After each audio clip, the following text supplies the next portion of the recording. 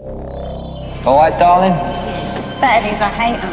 Well, I thought I'd just drop by and say hello. Yeah? Been up to no good while I've been grafting, have you? No, not really. I've just been down to pay me suit off. Yeah, what's it like? Handsome. 3 buttons, side vents, 16-inch bottoms, dark brown. Sorry, but have I got to wait here all day while you two finish a conversation? I'm wearing it down to Brighton. You're gonna be one of the faces down there, are you? What do you mean, going to be? I am one of the faces.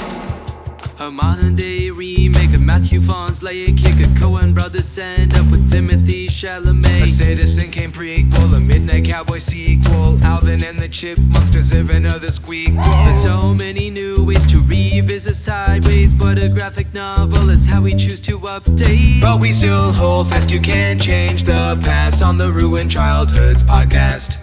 The last time we covered a movie beginning with the letter Q, we talked about the 1982 cult classic Q, the Winged Serpent, Larry Cohen's bizarre monster movie featuring David Carradine, Richard Roundtree, and its star Michael Moriarty in an unforgettable performance. Born in Detroit in 1941, Moriarty honed his acting chops in the Minneapolis theater scene, though he quickly pivoted to film and television in the early 70s with roles in Bang the Drum Slowly, The Last Detail, and the made-for-TV movie adaptation of The Glass Menagerie, for which he won his first Emmy Award. Even though he was, and continues to be, a force on the big screen, Moriarty's talents on television were some of his most successful, and is likely most remembered for his role as Benjamin Stone on Law and Order. Famously created by Dick Wolf, Law and Order changed the way we watch television, and was recently renewed for its 25th season after a series of cancellations and additional renewals. In addition for being known to launch careers of early East Coast actors in bit parts, Law & Order is also remembered for its many spin-offs and crossovers. Of course, we have the Law & Order family, consisting of Criminal Intent, Trial by Jury, LA, Law & Order True Crime, Law & Order Organized Crime, and most famously, Special Victims Unit. There were international versions like Law & Order UK and Law & Order Toronto, Criminal Intent, and Law & Order has also had crossovers with shows like Homicide, Life on the Street, Chicago Fire, and Chicago PD. The popularity of these shows also led to similar law enforcement procedurals like NCIS, NCIS Los Angeles, NCIS New Orleans, NCIS Origins, NCIS Tony and Ziva, NCIS Hawaii, NCIS Sydney, JAG, CSI, CSI Miami, and CSI Vegas. But what sets CSI and its regional spin-offs apart from the other procedurals is their use of licensed music for the show's opening credits, all written and performed by rock band The Who. Formed in 1961 in London as The Detours, band members Roger Daltrey, Pete Townsend, John Entwistle, and Keith Moon changed their name in 1964 to The Who and rocketed to fame due to their onstage antics and IDGAF attitude, which both shocked and awed audiences. But their creativity could not be denied and broke through with other artistic endeavors like a rock opera called Tommy, which began as a concept album but grew as a feature film and later a Broadway play. In 1973, The Who released their second concept album, and after the success of the film adaptation of Tommy in 1975, began exploring adapting this record as their second foray into filmmaking. This album, Quadrophenia, explores identity and personality through the eyes of a working-class mod named Jimmy, and the 1979 film adaptation happens to be this episode's featured movie. Greetings, Starfighters. This is Ruined Childhoods. I'm John. I'm here with my brother Dan to share our thoughts on a film about a group of guys who love pills and music but hate law and order. Dan, have you ever been a big fan of The Who? Yes.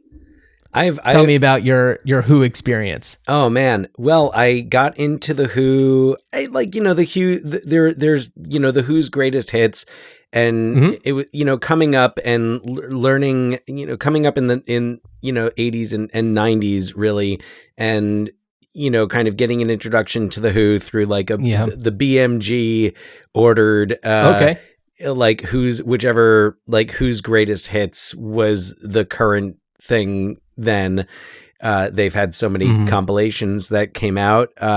So listening to The Who through that, getting to know Tommy kind of backwards. I knew the musical first. Right. And then listened to the album.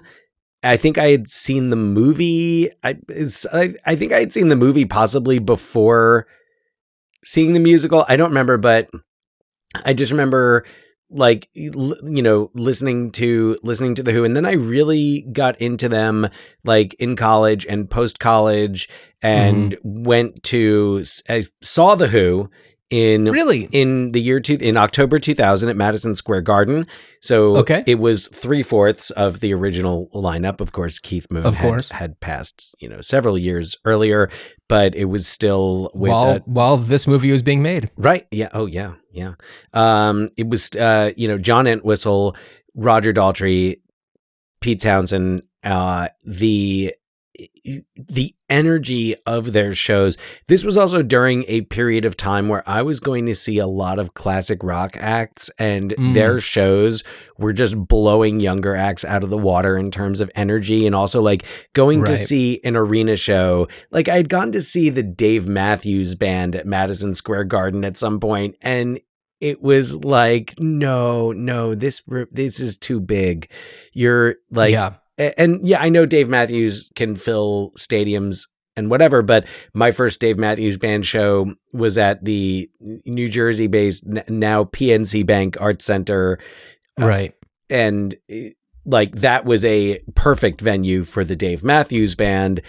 It wouldn't have been enough for the Who. The Who, like... No, totally. So like the Who, and I had seen Bruce Springsteen at Madison Square Garden in that same period of time.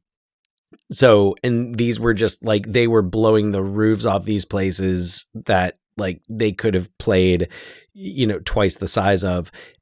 And the Who was so impressive, not just because of their energy at that age, the musicianship, the one of the things that lasts for me, and this is almost 25 years ago, was...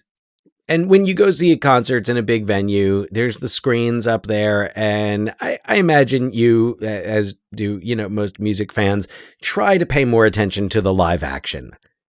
Yeah. No matter where you're sitting, it's like, I'm not here to watch them on a screen. I'm here to watch them. But I took note of the screen when there was a close-up of John Entwistle's fingers playing the bass, and the nimbility, I don't know, of his fingers.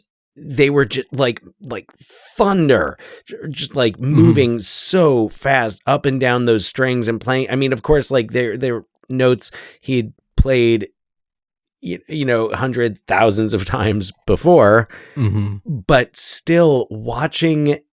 I've never been so fascinated. I like bass players are cool. Like I like watching bass players, but I've never been so fascinated watching the fingers of a bass player. Right. As they're playing these songs that are at that point 35, 35 years old.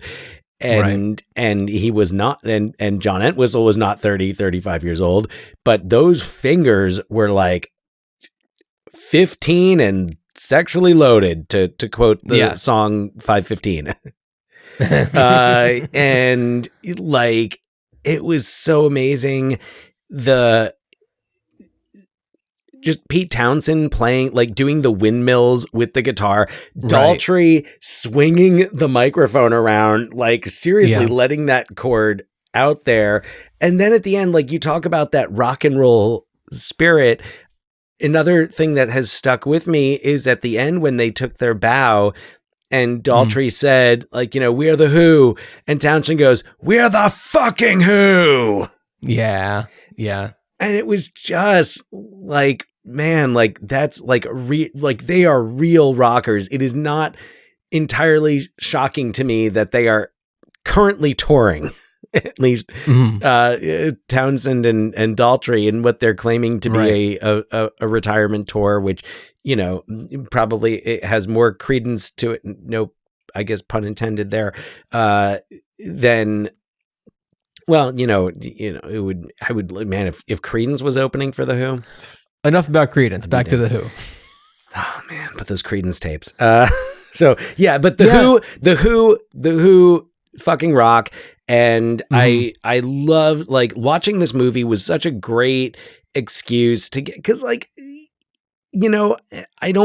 always go to listen to The Who, because I feel like it is kind of a more immersive experience, and it's not the background music, but to plug in. And recently, for those new to the Legion of Starfighters, welcome, greetings. I'm a high school teacher, and I'm recently, in the fresh days of a summer break where I've got my AirPods in and I'm doing whatever, the housework, the yard or whatnot, or just riding my bike, not my scooter, but listening and just having like the spatial audio, listening to Quadrophenia and Who's Next. I listened to Tommy as well, but like really like Quadrophenia, of course, and Who's Next, and those three albums like kind of came out, bam, bam, bam. Tommy, Who's Next, Quadrophenia, and like just kind of rediscovering it and loving it. So that answers that question, which could have been a yes or no question. Dan, are you a Who fan? John, are you a Who fan? Yeah. I definitely got into them, I guess, early high school, probably. I don't know exactly what did it for me. I mean, I think that once you hear My Generation for the first time, it doesn't matter how old you are or in what ways you would connect with the intent of the song. But as a kid, there's so much of it that is just like, yes. Oh yeah, I love this. I can connect with this. We'll come back to that song as well. We'll come back to that for sure. But I feel like that is probably what most people will connect with first, and then you get into, just like their weirder stuff. And growing up, I always enjoyed music that was quirky. And so they had that kind of quirky stuff, Boris the Spider and all these like really strange things where it's like, the Beatles had kind of taken it to one level, but then like the Who took it even further, and it was really enjoyable. And also it was like the way that the Beatles did it was like, oh, this could be for kids, but the way that the Who did it was like, this is fun, but it's not for kids. No. Yeah. So in that you should mention it, I definitely did a lot of thinking to. Oh yeah, go on.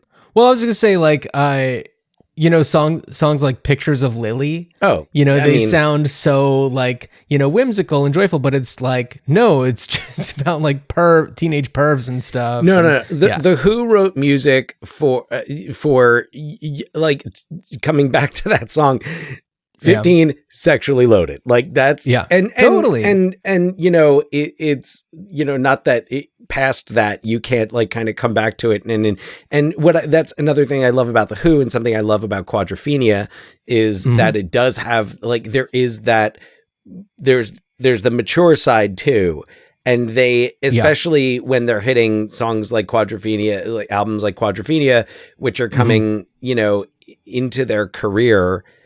Not that well, I mean 10 years, not even 10 years into their career, but there's almost that sense of like they could see the perspectives of older people and in there, which, and I mean, you brought up the Beatles. It's impossible to not kind of talk about all of those, not just the British invasion, but like those foursomes who Led really, Zeppelin, right? Like Zeppelin, because each one of them kind of like went in their own direction. Like they all kind of started from this American rhythm and blues base, but then the Beatles go a little more like let's finger paint, and the Who went more like let's pop pills and drink beers. And the Stones were just kind of like, let's pretend that we're in Memphis at the turn of the century. Something like that. Well, actually, that would be more Zeppelin. But and then you have like, but Zeppelin, they had their, there was the, the symbols and the zodiac. Or not so much zodiac, but like the symbols. Lord of the Rings. Each member, and then a zodiac was more Spinal Tap. Oh yeah.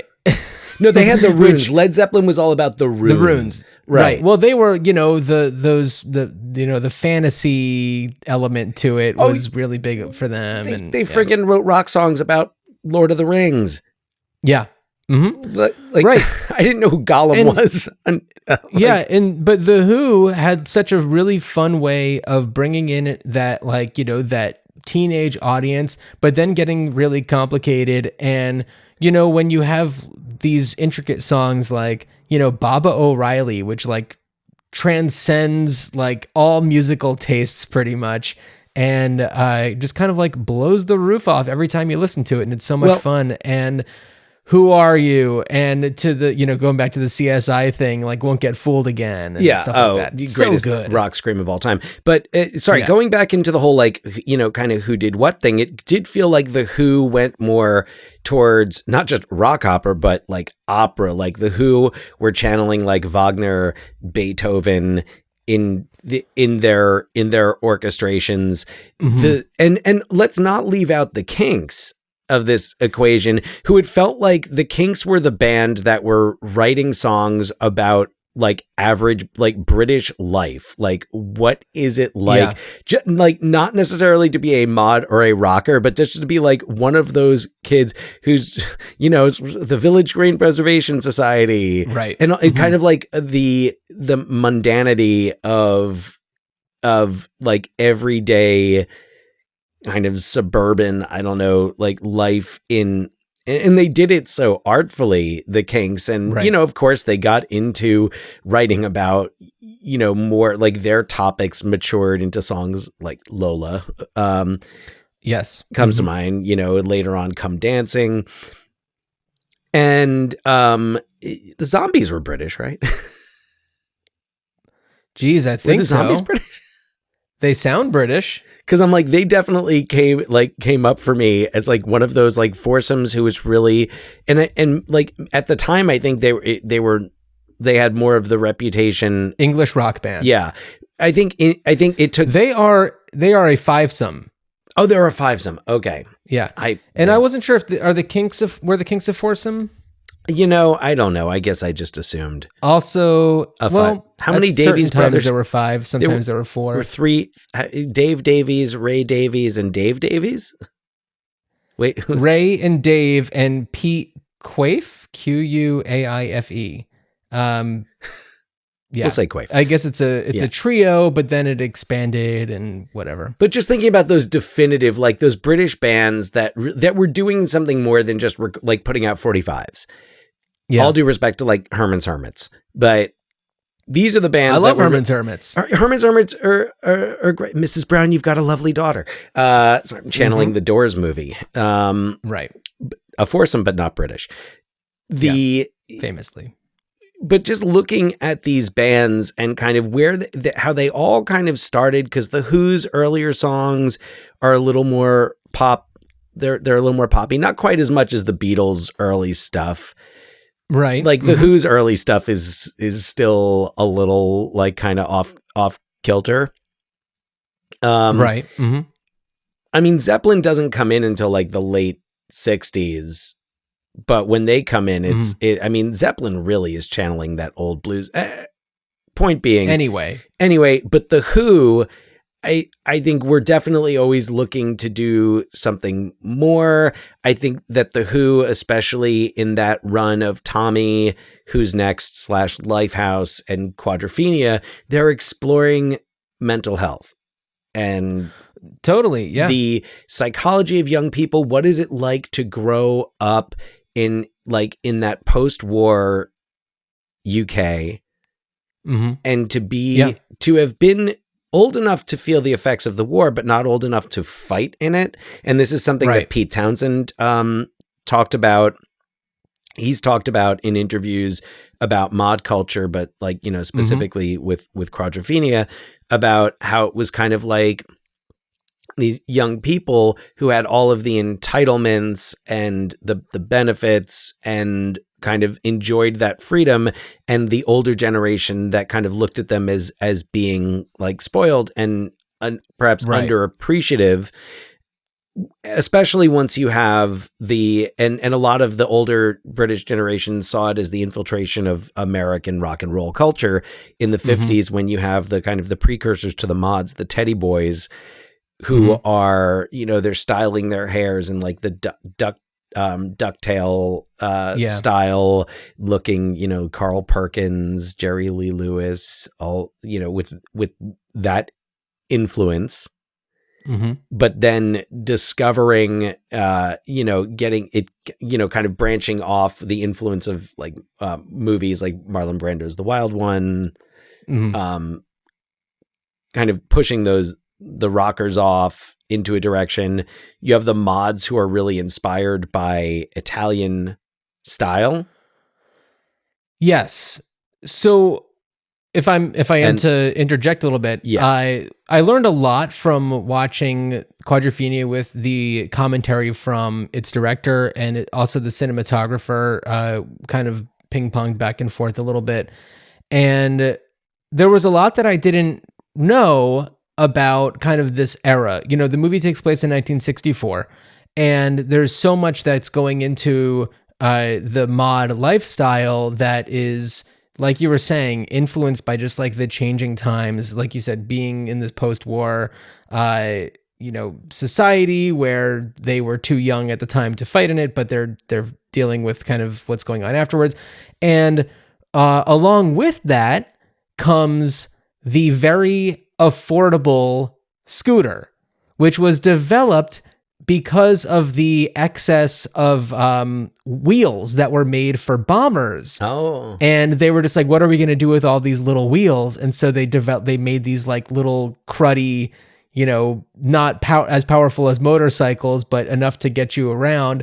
And they were really appealing because they had the enclosed engine that made it really appealing for especially women to ride on the back of.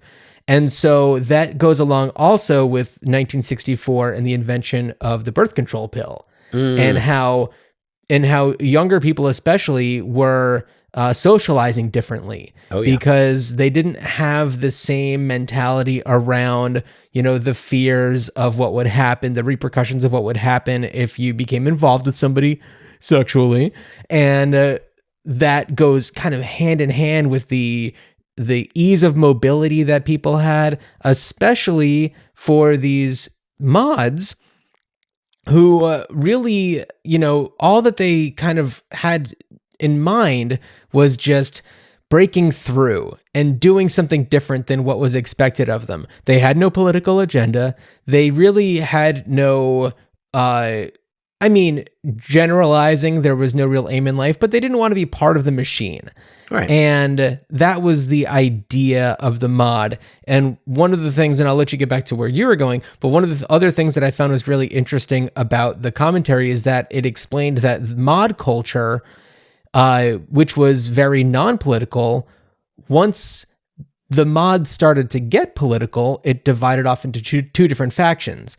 Those who were conservative ended up being the skinheads, and those who were more liberal ended up becoming punks. And so that's why punk music, which has a lot of those same, the connective DNA of the mod music, but it has that liberal political messaging behind it. Right. And it's, and hearing that explained was like, oh my God, this all makes so much more sense. As somebody who's approaching this movie, only knowing the mod scene from what you see visually.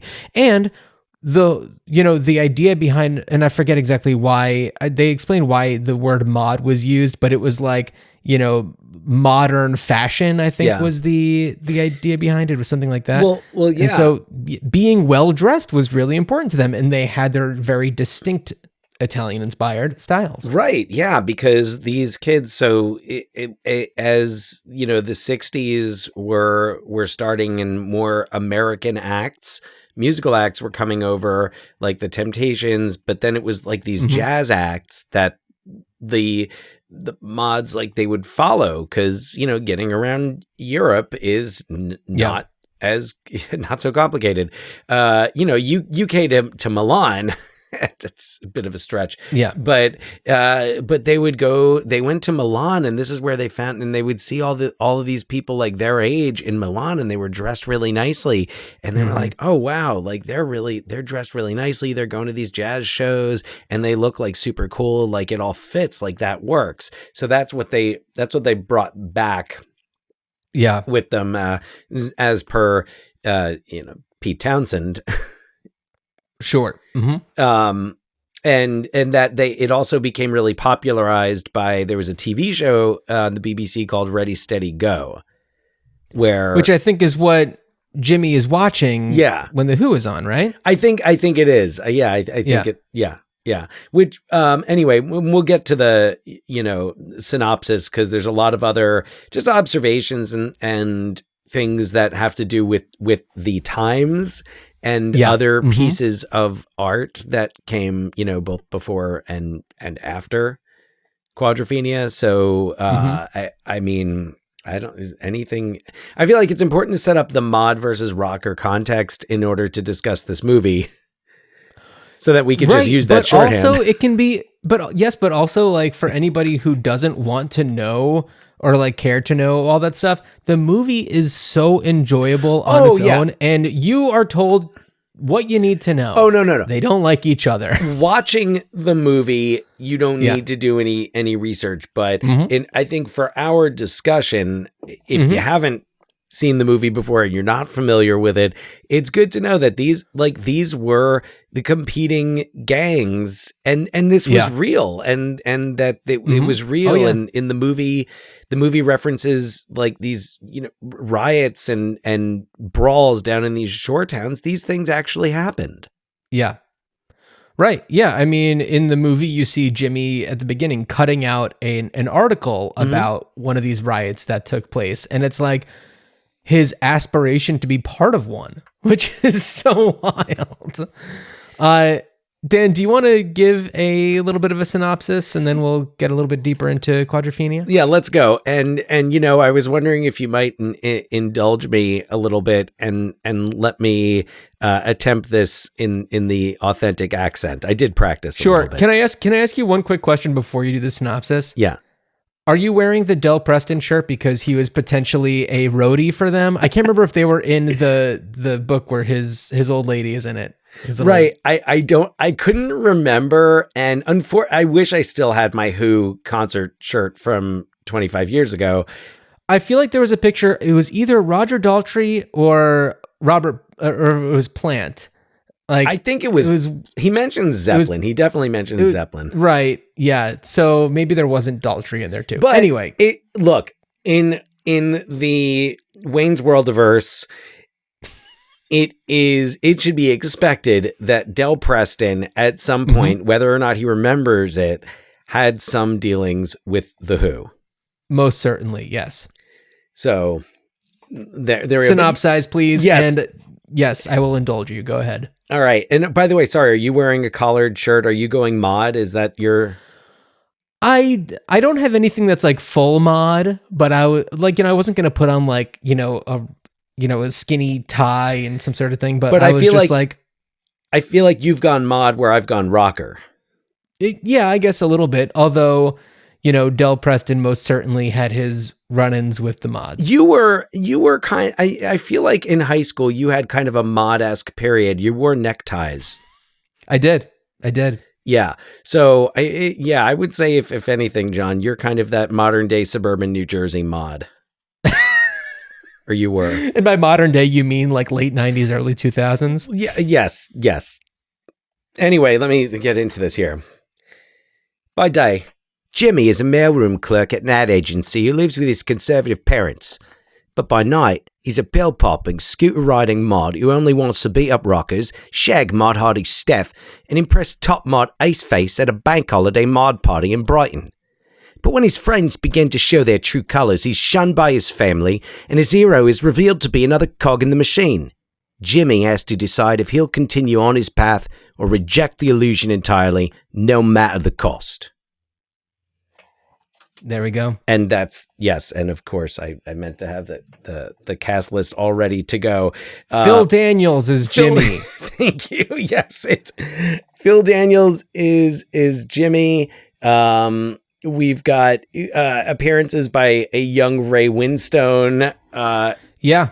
A young So Timothy Ray Winstone Spall. plays a childhood friend of Jimmy's, and they meet each other at this point in time, and Ray Winstone's character has become a rocker. Yeah. And before they reconnect, they only hear each other's voices because they're in a bathhouse that's, divided by like a little, half wall kind of a situation. Yeah. And then once they see each other, they're just like, oh my God, hey, how's it going? And they have like a little interaction where I love Ray Winstone's character because it shows you that Jimmy, it's not black and white for him. It gives him the opportunity to kind of see a rocker as potentially like, oh, it's a human person.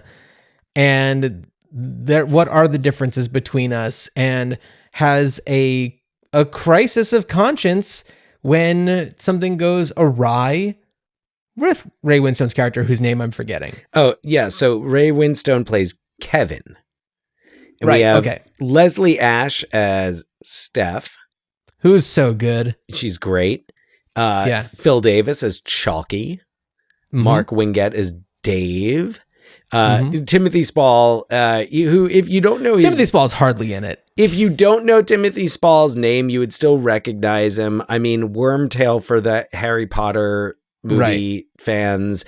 A Mike Lee, part of like the Mike Lee band of actors. Yeah, Secrets and Lies. He's hardly in this movie. I feel like it's not even worth talking about him. But he is, because I love Timothy Spall. Have you ever seen Secrets and Lies? Yes. That's a great He's movie. great. I love him, but he's hardly Topsy-turvy. in this. Yeah, he is. You know who else is hardly in this? Sting. Sting is hardly in this, but he's a significant character. He is a significant character. Yes. Yeah. And also it's like, okay, there are going to be spoilery things that happen in this episode. We're not going to sound the alarm or anything, so just be prepared. But also, to spoil this movie is not at all to take away from its greatness. If you haven't seen it, definitely check it out, and what will be spoiled for you will be inconsequential. We can't. You're like, yeah, no. Watching it's a great movie. Just gonna like put that out there, and it's a great movie because it just works as a great story, and it doesn't matter what you know about it and what you don't know about it. Yeah, doesn't matter if you've heard the album before.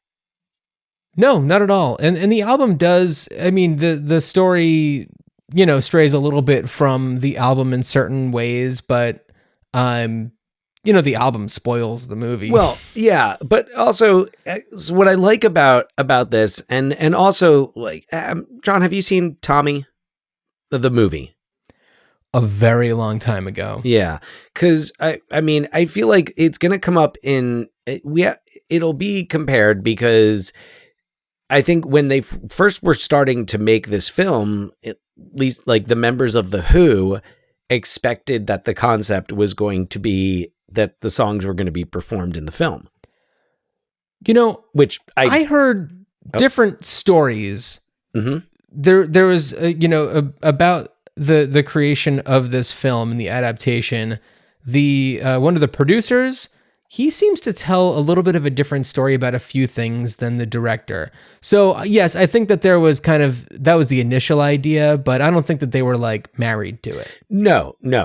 Because I don't think it would have happened this way. I feel like I don't know that much. Did like Townsend and Daltrey have final say?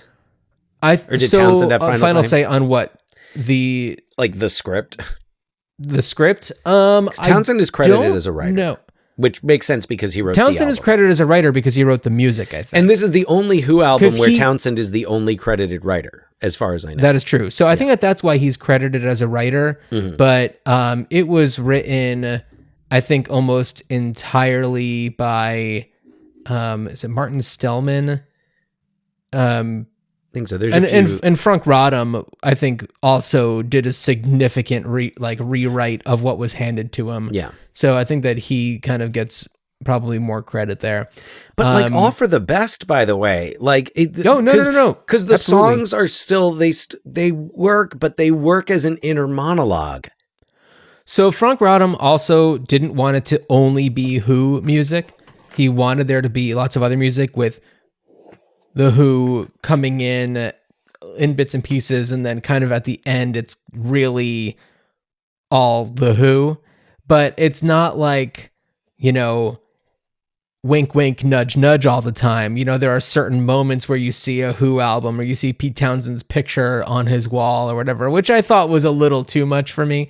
But like, there were certain elements where I was just like, oh yeah, this wouldn't work at all if it were actually just straight up rock opera. Right. And something. So I was like, I mean, it didn't do much in either way, but having Pete Townshend's picture on the wall, what it took away for me is that looking at Phil Daniels, I thought, wow, he looks like a young Pete Townsend. I'm sure that was Phil Daniels. Yeah. Phil Daniels. Yeah. I'm pretty sure that there was some sort of like bonus to that. And also like the album art for the album Quadrophenia, he has a similar look. The album art for Quadrophenia, Mod on the scooter and the mirrors on the side.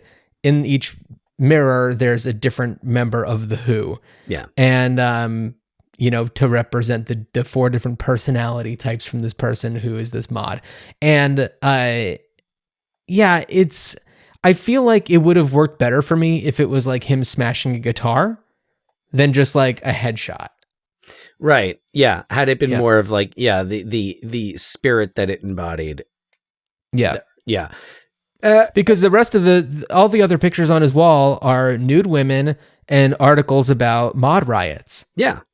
So smashing the guitar and having that as like kind of the iconic image, though, I'm like, had he done that as of 1964? I think he was doing it as early as when they were the Detours. Probably. He probably was. Yeah. I mean, he did like Pete Townsend punched Abby Hoffman like at Woodstock, like 3 days of peace, love, and music, and Pete Townsend punched her. I mean, Abby Hoffman seemed like a bit much. Oh yeah. No. I have not once. I've enjoyed the irony of it, but I've never once felt, because I think it was like in the middle of their set too. I haven't heard the story in a long time. This is like a pre-internet story. And yeah, totally. But yeah, so bringing it back to the other references to the Who, I think my generation actually. It was one of those where at first when I heard it, I was like, oh, we're going to you don't need to do that. And then it was like, oh, no, because that works. And also in the album, he's a Who fan. Totally, yeah. So, which is, what a great way to write music. This person is a fan of our band that you're listening to. But it puts it in a very, very narrow category of songs. It brings to mind most clearly for me PM Dawn, when they talk about wanting Christina Applegate to be a big PM Dawn fan in their song Set Adrift on Memory Bliss. Oh my goodness. Wow, what a reference. But everyone now is going to their Spotify or whatever, and they're sure. They're like, man, I haven't heard that song in a while. Does it still slap as hard as it used to? Sorry to tell you, Dan, but nobody's doing that. If you are either currently or if you are planning on listening to PM Dawn Set Adrift on Memory Bliss, please send us an email at ruinedchildhoodspot@gmail.com and confirm for me that I'm not the only one. Yeah. And if they come from email addresses that are like definitely not Dan@gmail.com, I'm going to be a little suspicious. So anyway, Jimmy, but he's not only a Who fan, he's singing the Kinks. He's, they're listening to the Ronettes at a certain point. Mm-hmm. The Mods are dancing to most music, like all different types of music.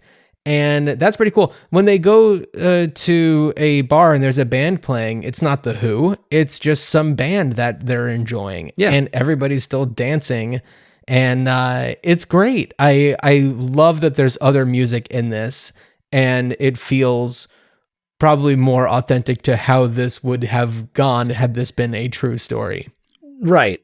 And I don't get the impression that like musical tastes were the defining difference maker between mods and rockers. It kind of seemed like they were all in on that. And, and also, I thinking about The Who and their connections to punk. As I was listening to some Who, I thought about the trailer, and the film, but more the trailer to Spike Lee's Summer of Sam, which features The Who and like whichever who's like is Adrian Brody's character, I think, in that, who's like he goes I haven't to the seen UK. that movie since it came out, pretty much. Neither have I. It's one I kind of I want to go back to.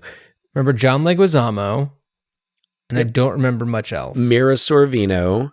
I remember Michael Rispoli. Michael Rispoli. Yep.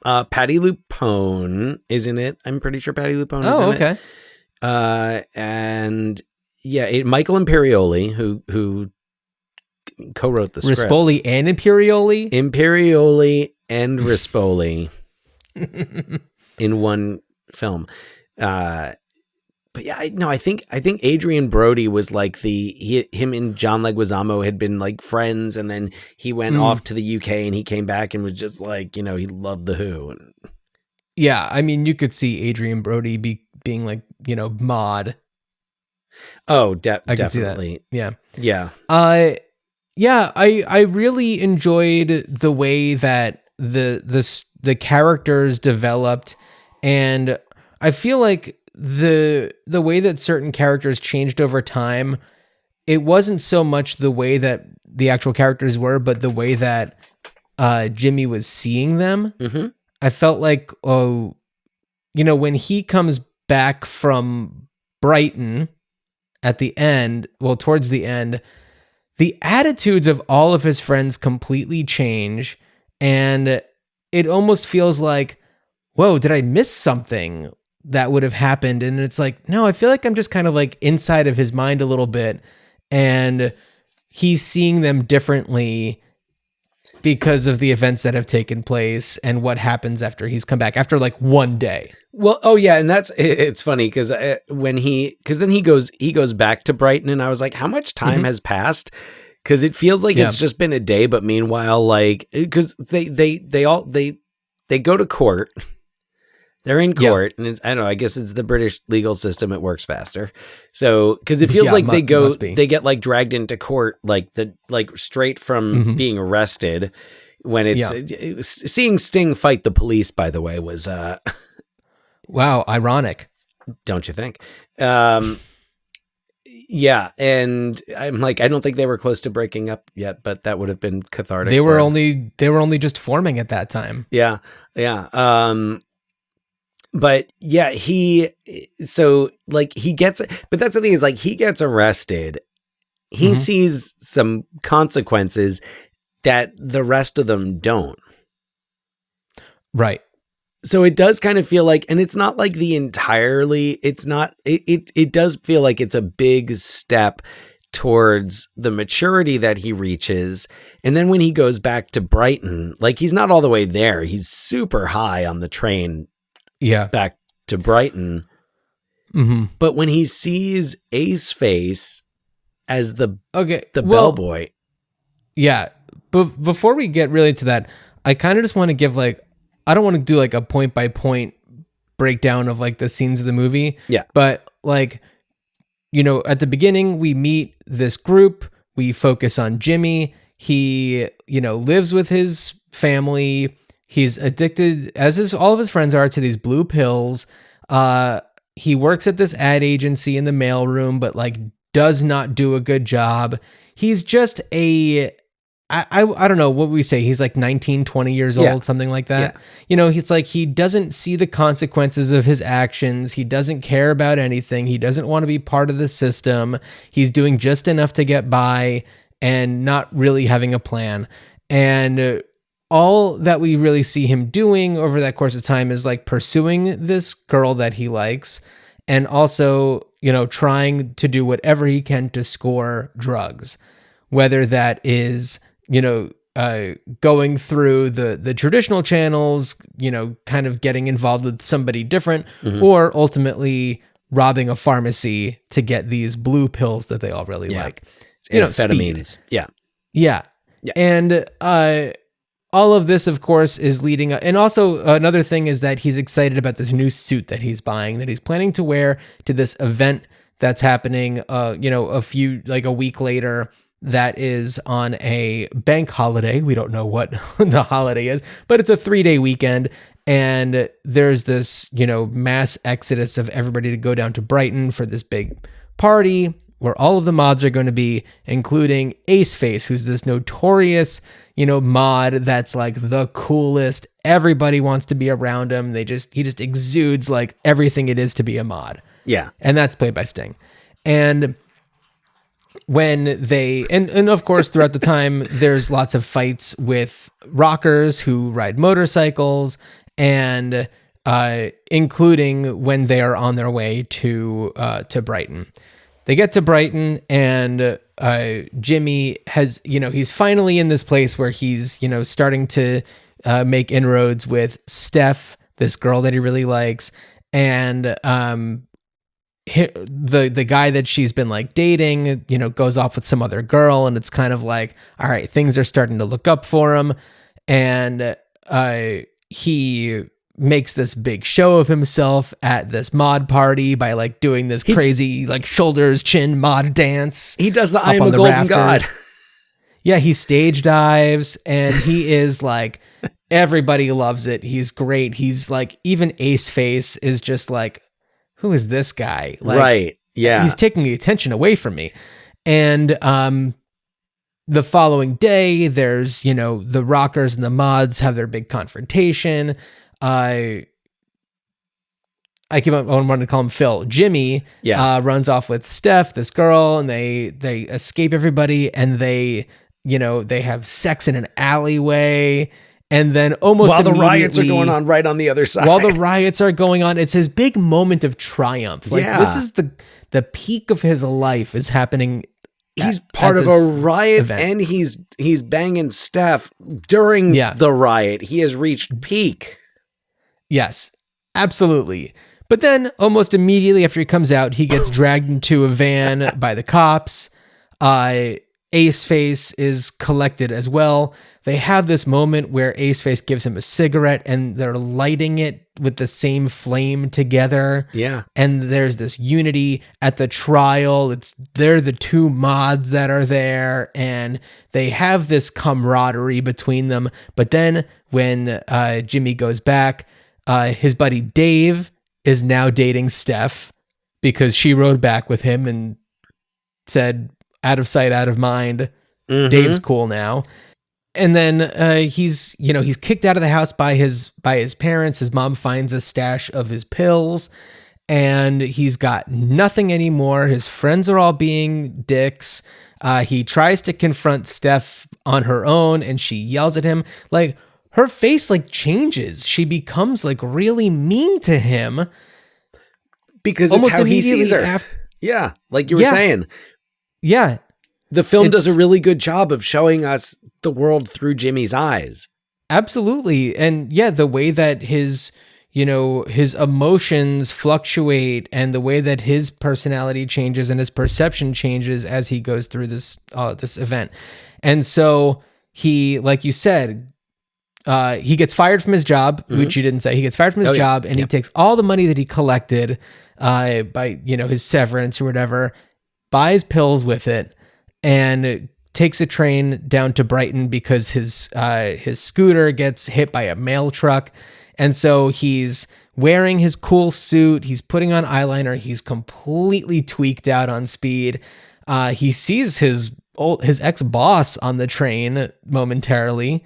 And he's just like having all this moment. There's no dialogue. It's all music by The Who. And he goes and he happens to see Ace Face's really cool Vespa. And then he notices Ace Face, back to where you were saying, he is a bellboy at a hotel. He is the bottom of the totem pole at this like corporate thing, trying like bowing down to rich people. And he's also not very good. He's dropping people's luggage and he's just kind of a buffoon. And Jimmy sees him and he's just like, this is this person that I've been idolizing. Right. What am I doing? Right. And he steals the scooter. He steals Ace Face's Vespa and he's riding along the cliffside. And I mean, I know that like when they filmed it, they wanted to be left ambiguous as to whether or not he drives off the cliff, but the movie actually begins with the end, which is him walking by himself away from the cliff. Yeah. So you also like, if you pause it, which I did. Oh, there's no person flying off of that cliff. But if you watch it, when you watch it like regular speed, it's kind of like, wait a second, did I see a person? So you know, then you remember, then you think back to, at the beginning there was that shot of him walking away. Yeah. Right. Yeah. Well, and you've got the kind of that string riff from Love Reign O'er Me playing so good throughout everything, really, is kind of Jimmy's like theme, in that like when he's in turmoil, like this is what's going on. The music plays so perfectly to that. But before we move on, there's a couple of things that I wanted to talk about, like a couple of connections just to other pieces. But first of all, coming back, just a brief note on other music that they use in this. Wow, 1979, big year for the Kingsmen's Louie Louie. As it pops up in this, and also famously Animal House. I don't know what other 1979 movies used it, but at least two. So way to go, Louie Louie. But also there's, and I didn't write down any quotes, but in terms of like how mental illness is treated, there's an exchange between Jimmy and his father. And it's not the stereotypical what you'd expect of the older hardened father, you know, again, who possibly was like would have fought in World War II. Sure. Mm-hmm. I don't know that I don't remember if that is at any point indicated, but regardless, part of that generation. Mm-hmm. But he has it like an empathetic view. And I remember thinking like, oh, wow, this is someone who's saying like, you know, hey, like, do you need help, or like kind of what's going on with you? Let me in type thing, rather than just like a get your shit together and grow up.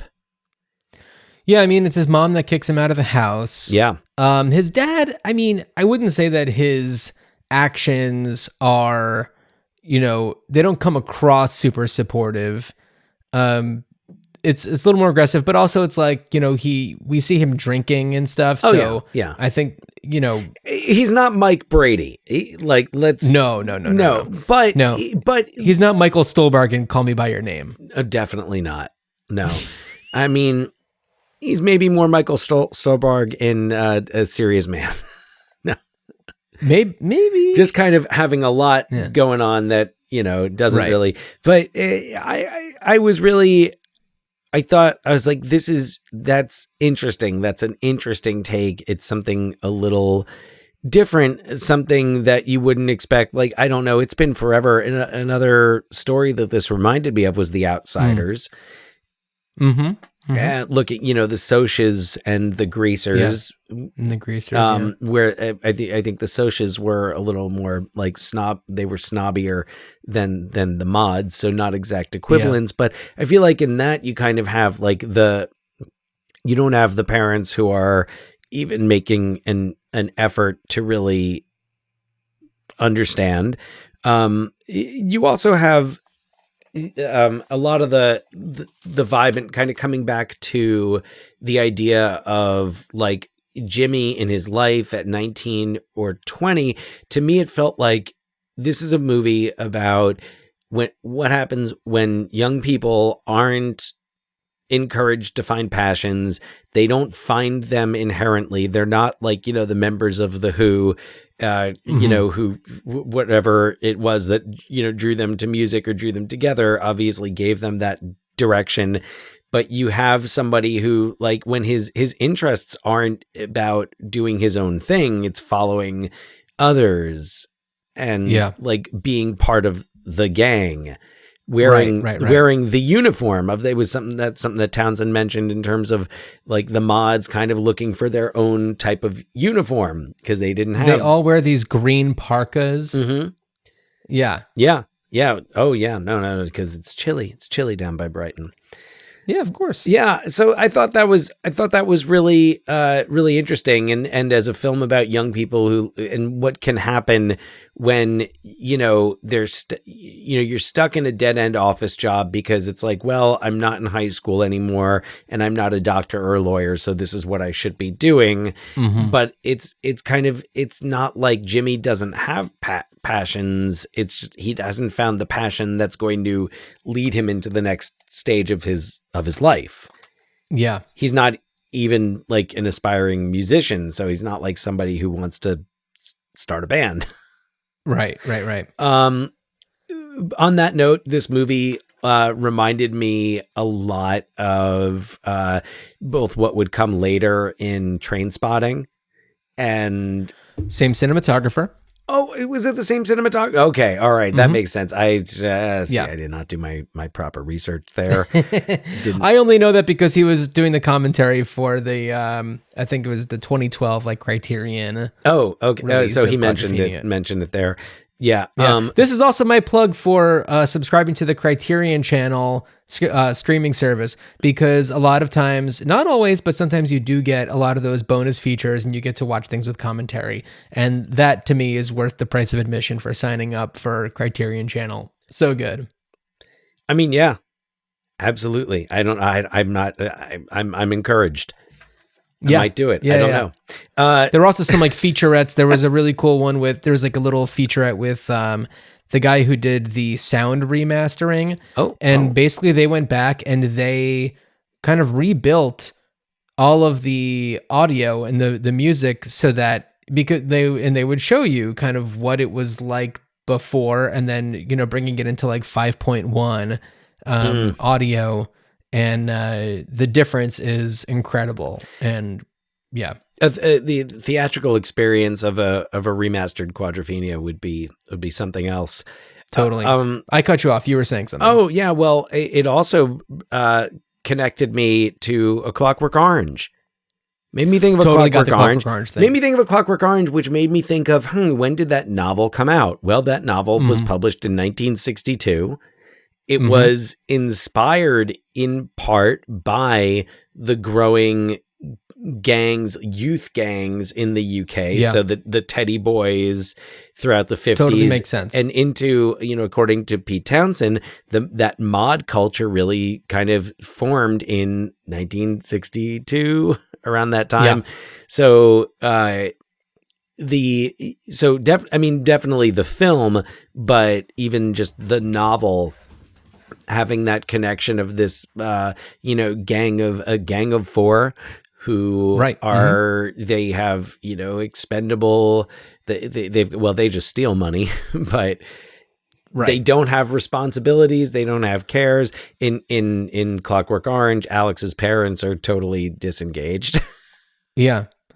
But in Clockwork Orange, they are completely lawless. Yeah.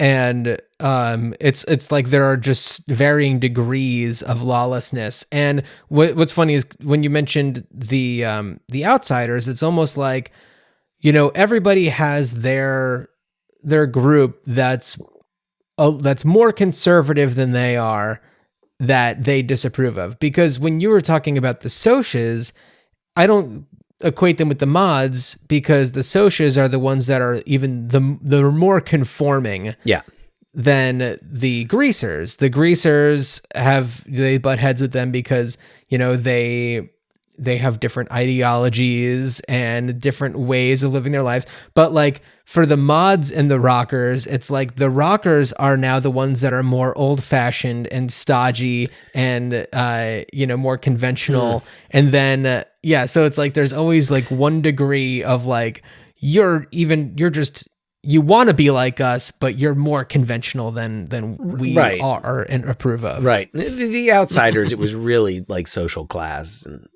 totally. Yeah. Yeah. In this case, it's not so much like we see with Jimmy and Kevin that they're, and it also, what I liked about the Jimmy and Kevin thing, and that they were, when they're in the baths without their uniforms on, they are old friends. Yeah. I mean, when you say without their uniforms, not a stitch of uniform. Oh, no, not, and no,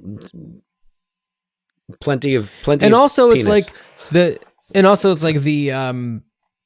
for his buddy, the rocker hairstyle, his hair's all wet because he's been in the bath. Like everything is completely washed away and they are just their core selves. And of course, this is when we were saying that that Jimmy was singing the Kinks, and I want to take this opportunity also to read, just before we go way into a different territory. You were talking about Louie Louie. I want to read an excerpt from the Louie Louie Wikipedia page. Under cultural impact, there's a section called The Who.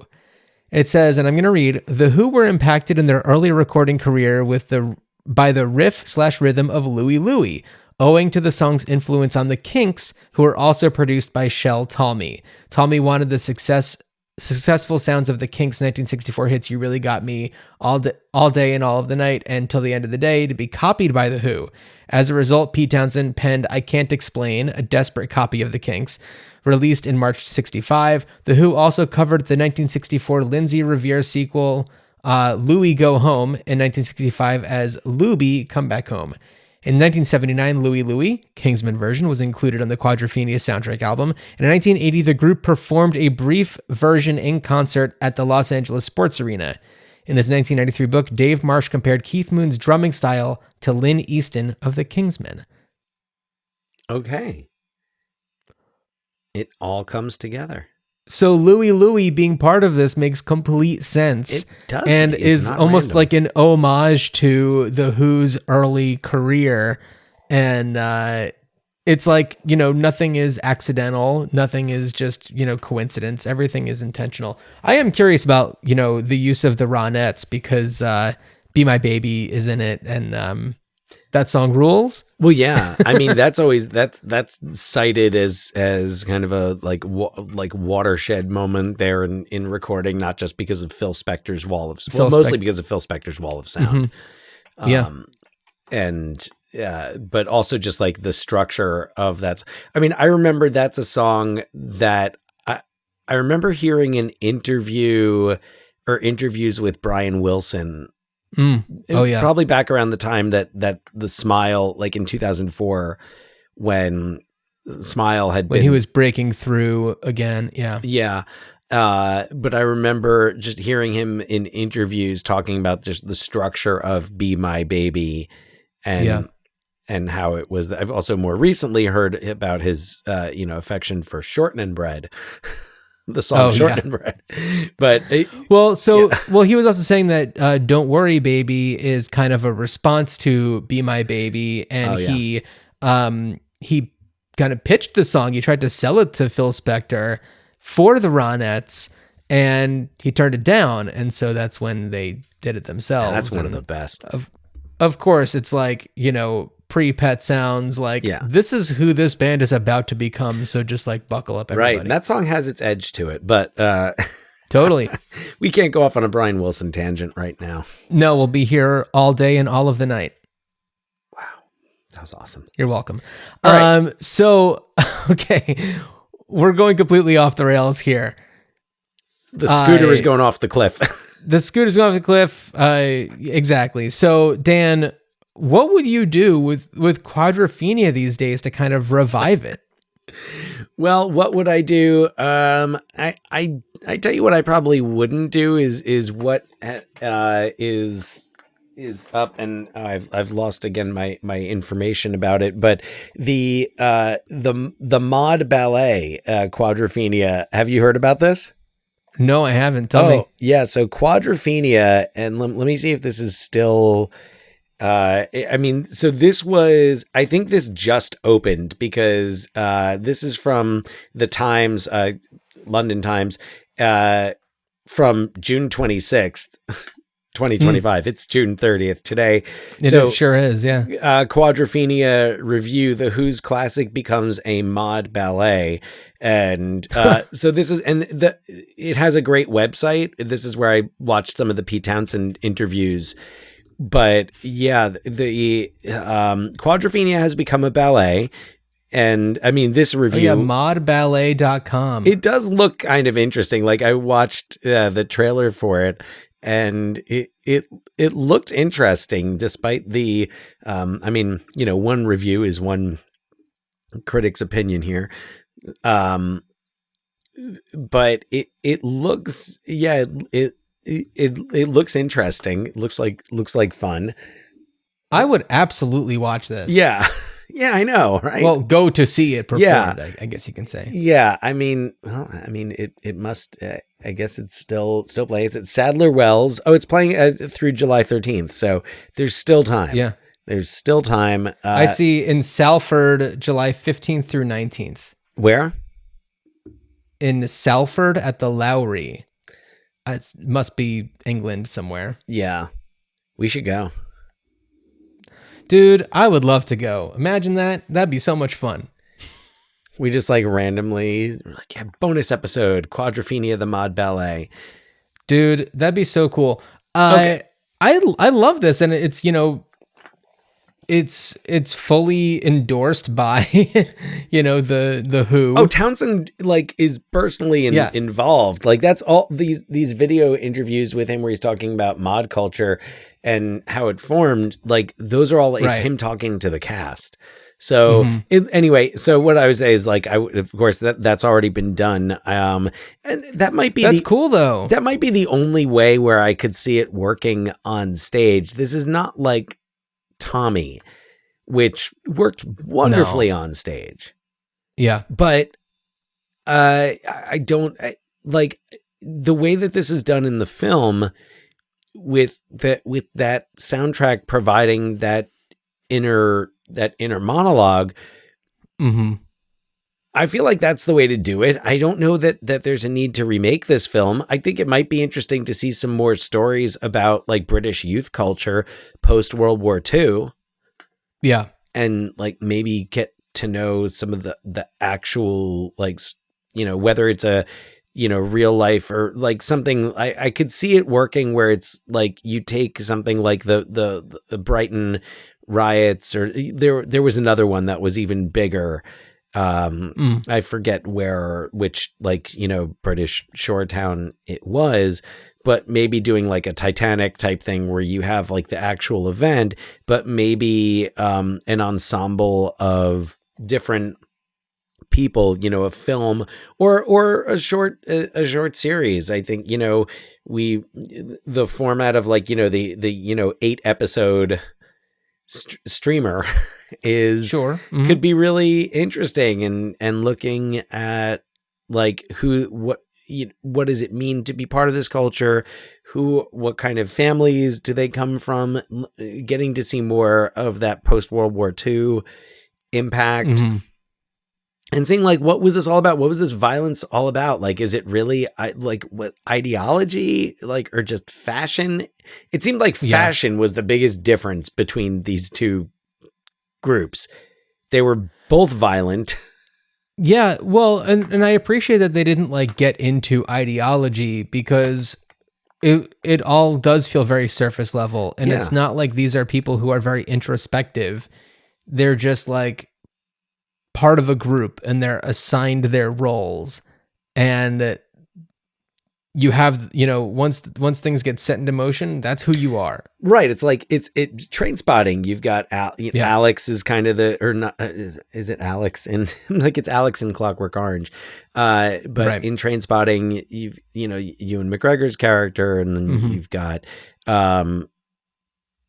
Spud, the Ewan Bremner character, Sick Boy. With his James Bond fascinations, and then Robert Carlyle's character, who I remember was the only one who didn't use heroin. He just drank a lot and was like just super violent.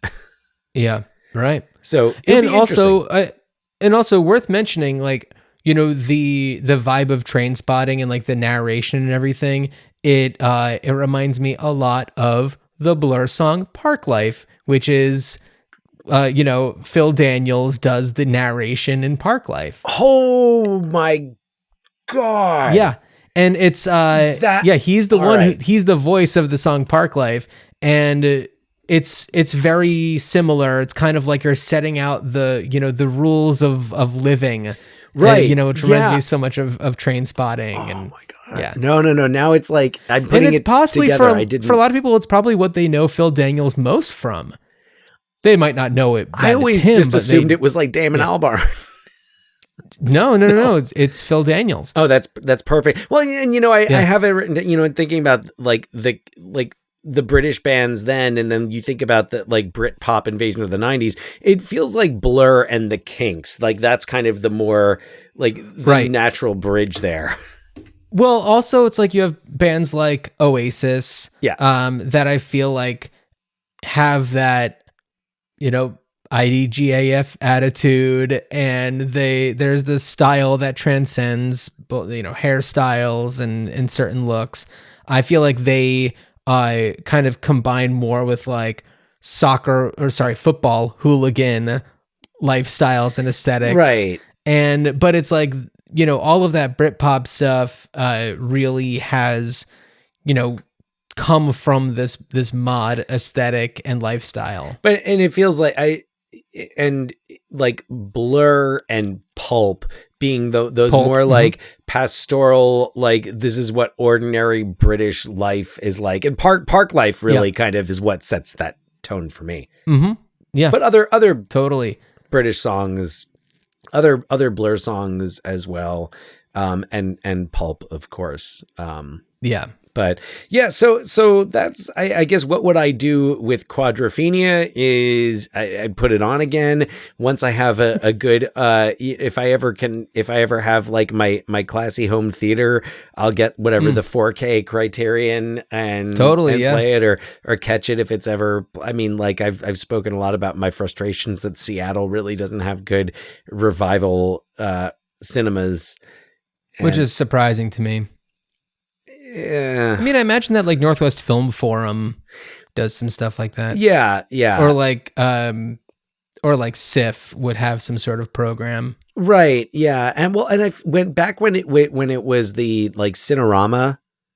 There was like the Cinerama Theater in downtown Seattle. They used to do more retrospectives. I think they were also just more publicized. You know what I got nostalgic for, John? And then I'll shut up and let you go with your idea. I got nostalgic for looking at the movie times in a newspaper. Okay. I was last night. Yeah. Looking at scans of old newspapers from the 90s on our last episode of the podcast, I talked about a double feature that I saw in 1996 that was That Thing You Do and Independence Day. And I reached out to a friend who I remember being there. I was also there with our brother Scott, but I can't rely on him for memories of movies. Correct. So I reached out to my friend Matt. And because I remember him being there, and I was like, do you remember doing this? And he said, oh, I remember definitely seeing them both in the movie theater, but I can't say specifically if it was this type of thing. And so I was looking through, there's an archive of, and now it didn't have movie times in it, but I was wondering if there'd be like an ad for the Cranford Movie Theater, which is where we're from in New Jersey. That's a theater where I remember seeing it. And I was trying to see if there was like an ad for it in our hometown newspaper, and all of them are archived.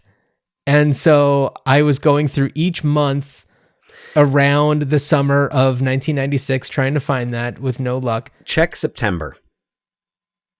I did check September. You did check September. Because I remember, so, all right, I'm a few years older, but I remember that you all, because you and Matt and Scott were all in the band together, and that it was like, oh, it was about this band. Like, I remember our mother talking about it.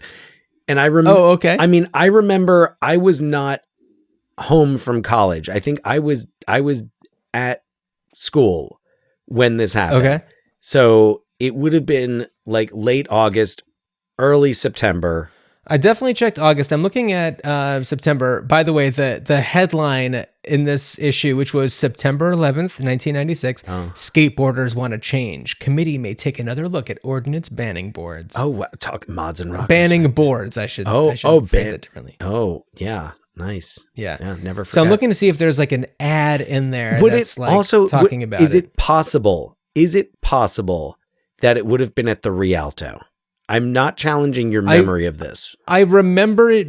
I feel like it was at the Cranford Theater. And the only reason, anyway, can I anyway, all right.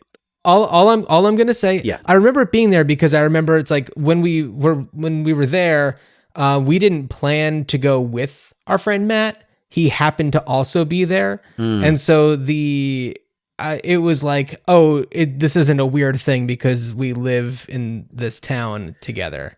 The Rialto was usually the theater that showed Fox films.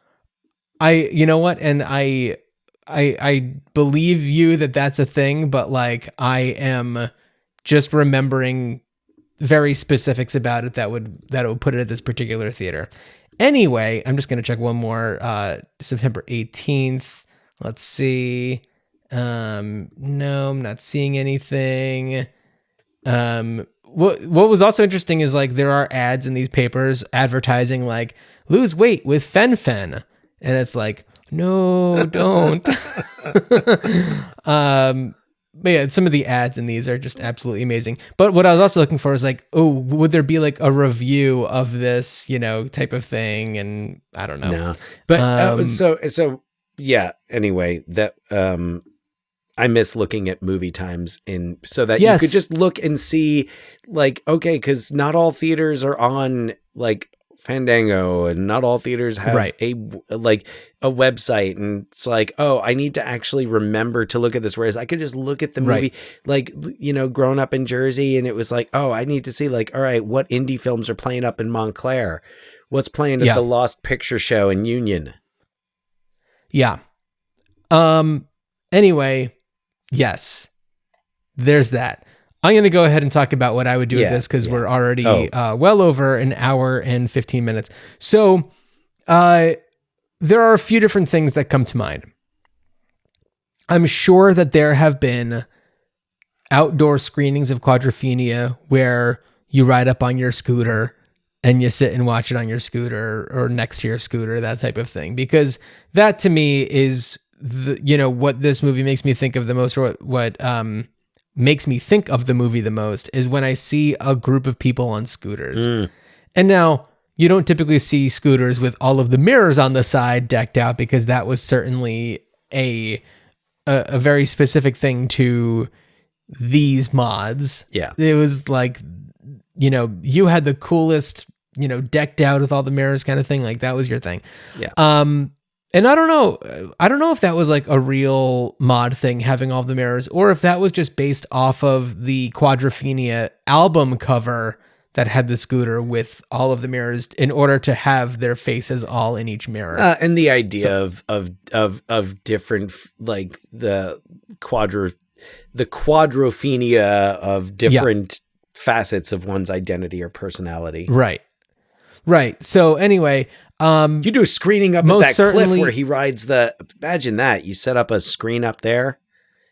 Oh my God. And watch the movie beautiful. There. Well, and that is also another thing I want to talk about, is that I know that Brighton does have like Quadrophenia tours, like, the alleyway where Jimmy and Steph consummate their moment of celebration. That's like, a place where it's too small to like bring a tour group there, but people flee there. People go there to like be in that little alleyway. And I think that's really cool. And also it's just like, I hope that these things don't get lost over time, because this is the kind of movie where the look and feel of it is as memorable as the story and the music. And to see a bunch of like Vespa scooters, or is it Lamborghini, I think is the one that Jimmy has. Yeah, but like to see like a group of these scooters, it evokes the feeling of, quadrophenia. And over time, I'm sure that type of thing is going to get lost. So it's like, I do hope that, yes, this is the kind of thing where it comes back again and again and again. I love that there's this ballet, because I feel like that's such a cool way to revisit this story without it seeming just like a cash grab kind of a thing. It's a very creative thing. I don't want to do a sequel. You don't want to follow up on Jimmy's life, because the ambiguity is important. If you caught up with him all these years later and he, had a family of his own and he's, a poet or something like that, I don't know. He most certainly wouldn't have just like a 9 to 5, but he'd, bounce back some way. But like, we don't need to know that. No. Look, Trainspotting 2 didn't work. Didn't work. We also don't need to do a movie about Ace Face, because you're not going to get the same kind of I feel like that would be the obvious thing, because, Sting is the person who became the most famous from this movie, from appearing, after appearing in this movie. But like, so I feel like the obvious thing would be to follow him. And so it really does, beg the question of like, how would you revisit something like this aside from all these traditional things that we've talked about? The ballet is a great idea. Doing it on stage wouldn't work traditionally, because then it would need to become some sort of like jukebox musical or rock opera, and that just doesn't feel right about this. But I think that other stories about mod culture that are like shot on film have like a grit to them, that go maybe into a different facet of the life of this, this lifestyle. Maybe something that follows a group in the preceding riots that like he's cutting out the article from in that newspaper. Like maybe it's just a different story, a completely different story about a completely separate group of mods and what they were going through in 1964. It makes me, your description is kind of making me think of the bike riders. Sure. Mm-hmm. No, like not as that, but like kind of that approach to, I mean, maybe not with as much subplot, but just kind of like the culture and that kind of portrayal of the culture. That aspect of the bike riders. Yeah. Right. Well, also when you think of like British cinema in the 70s, Quadrophenia stands out. It's something completely different than what British cinema was really doing at that time. And so I feel like we've kind of come to another point where movies that are being made outside of the United States are getting a closer look at them. Mm-hmm. And I think that there's a great opportunity for, British cinema to take for everyone to take a closer look at it, and also to celebrate actors that are out of the Hollywood system, because like this movie was filled with no names. Yeah. Even Sting wasn't established when they were filming this. The Police hadn't released an album yet when they were filming. Right. Yeah. I think their first album came out in 79. Right. Yeah. But when they were filming right. it, they hadn't released an no. album. So nobody knew who he was, but he had that look and he had the charisma. Yeah. So anyway, I feel like his there's dancing scenes are kind of funny. Oh my God. I love the mod dancing. It's all shoulders and chins and stuff. And like Sting clearly can't do it. Oh no, and, it's hilarious. They're doing this whole like, if you're watching on YouTube or Spotify, I mean, not weird, quite like, Devo. It's more Devo-ish the way it's. Yeah. But they're doing like it's so funny. Yeah, I love it. It's so good. Like step, kick, step, kick. It's choreographed. And I also love seeing, this early Sting performance before he has the persona that he's grown into, and he can truly be a character in this. Yeah. And it's so gratifying when you see him in his day-to-day life and everything. It's really wonderful. So anyway, yeah, I think that just a story about another group of mods, totally different, like totally separated from our group in this one. Yeah. And seeing what goes on with them. I mean, honestly, I'd also love to see a movie just about that ad agency. I mean, I love that whole like 1960s ad agency in London world. I mean, I think that sounds so like cool a too. BBC series.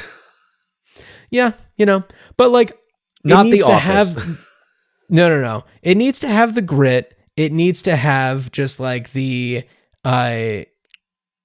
no-name actors in it.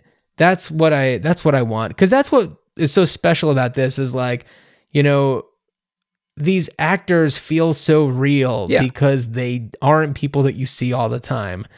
And it was a treat to watch this. I loved watching all of the things, the commentaries, everything. Like Their teeth. I don't their think I teeth. You could tell. You look at their teeth. You're like, these are real Totally. people. These British. are real British people. Yes. Yeah. And so that's kind of where I am with it. If all of you listening or watching want to contribute in any way, let us know what you're thinking about Quadrophenia. Please email us ruinedchildhoodspod@gmail.com. You can go to ruinedchildhoodspod.com to see some cool stuff and visit our merch store. Also, leave us a review on Apple Podcasts, Spotify, comment on Spotify and YouTube, or wherever else you want to do that. We always love to hear from you, and it helps us kind of get a sense of what people are interested in, because who knows if you're going to be as wild about our next movie as we are, because I am psyched about it. Dan, what are we doing for our next P movie that begins with the letter P? Well, it's all about wild, because it's the Wild West, and we're going to take a look at 1993's Posse, directed by and starring Mario Van Peebles, co-starring Tiny Lister, Big Daddy Kane, Sally Richardson, Blair Underwood, Charles Lane, Melvin Van Peebles, Isaac Hayes, Pam Grier, and Stephen Baldwin, Richard Jordan, and Billy Zane. You're forgetting one person. Am I forgetting? You said you talked about the Wild West. Let's talk about Wild Thing. Tone Loc. Oh, Tone Loc. I did forget Tone Loc. Yes. So Tone Loc. Yes. The wild thing himself brings his funky cold Medina to. Yes. Those are the only two Tone Loc songs I can remember.